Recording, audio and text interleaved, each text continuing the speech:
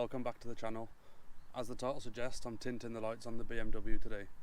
I've never done this before, well that's a lie, I've done it once. I tested out the film before I wanted to do some content on it. The film is seriously cheap off eBay, I think it's £3.50ish. I'll put the price up above here. I'm going to do my second attempt on camera and show it basically I'm the same as you. I'm no different to you, I'm not a professional, I haven't got professional tools, nothing like that. So, get this tinted. I'm going to give it a clean just with water and soap. I ain't using no solvents, no nothing like that. Everyone at home out there is not going to have all the proper cleaning equipment and all the proper tools. So I'm doing it with the bare basics basically, the same as you'll be doing it at home. The light on the passenger side, I'll do it the right way and I'll see if it lasts any longer or if this one starts to peel off or not. Anyway, I'll get in closer now, show you what tools I do have and crack on with it. Right, tool number one. Heat gun. It doesn't have to be a DeWalt. I'm a contractor to painting and decorating, so I've got this anyway. But you can just get yourself a little cheap one off Amazon. Normal little cheap Stanley. Bit of water. Obviously I've cleaned the bleach out.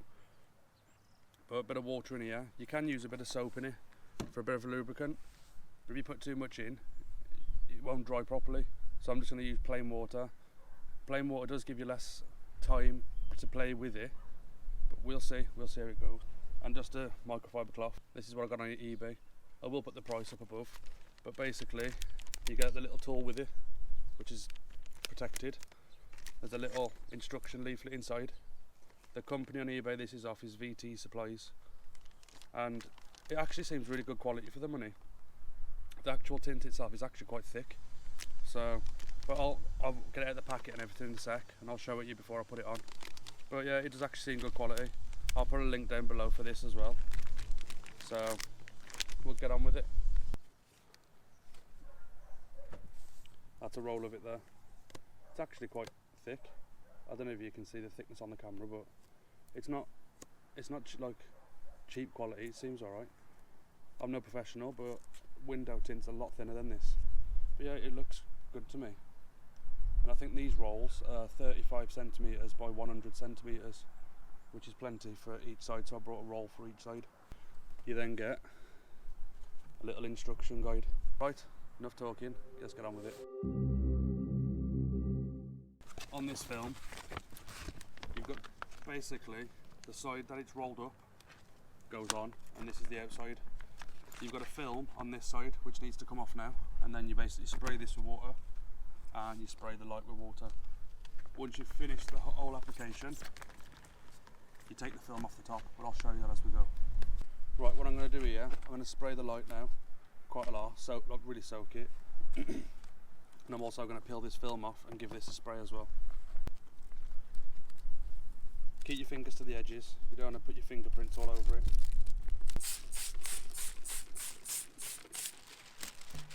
That's soaked enough. Don't eat it. Get it on the light. It's just the water's holding it there. It's not stuck yet because I haven't pushed all the water out. But as you can see, there's a line here. This is one of the lines where it has to be shrunk. But basically, following the instructions roughly, all you do is push the water out side to side like this, and you keep going. And basically, you just get the worst of the water out. What I learnt yesterday was there's like fingers up here, like this here. I don't know how well you can see that on the camera, but you gotta just be extra careful with those because I actually kinked the tinting film. But yeah, just really take your time. So there's a bubble there which don't want to come out. So what you do is carefully lift the film back up. You see it's sticking quite well already. And just push out that excess water then.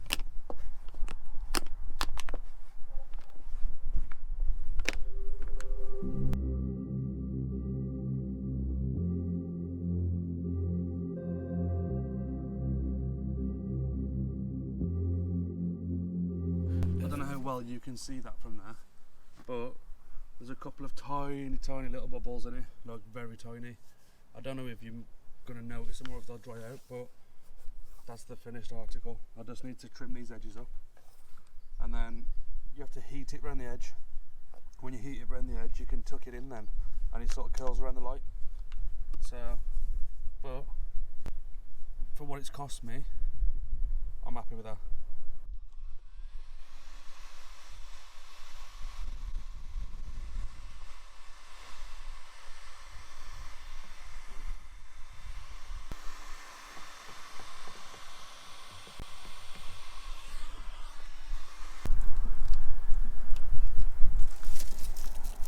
I'm happy with that.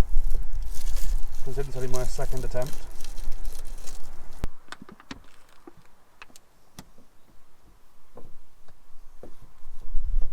I need to get this finished up pretty quick now because it's starting to rain. And the GoPro I've got here, well actually I forgot to tell you about that, I got the new 8. But it's set up with the microphone, so the side is open on it. Trying to get this, trying to scratch this surface off to peel it.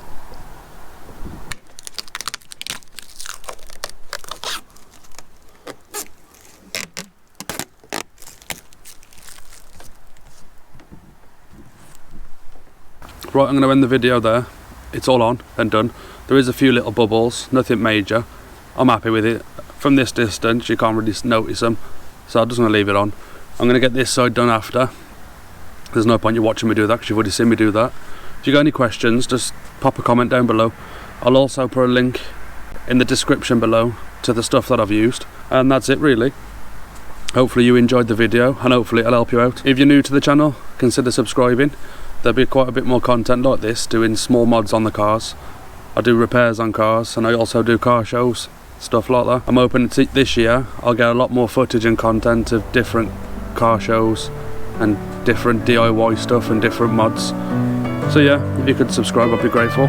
Thank you for watching and I'll see you in the next one. Messing with my head again. You had your heart set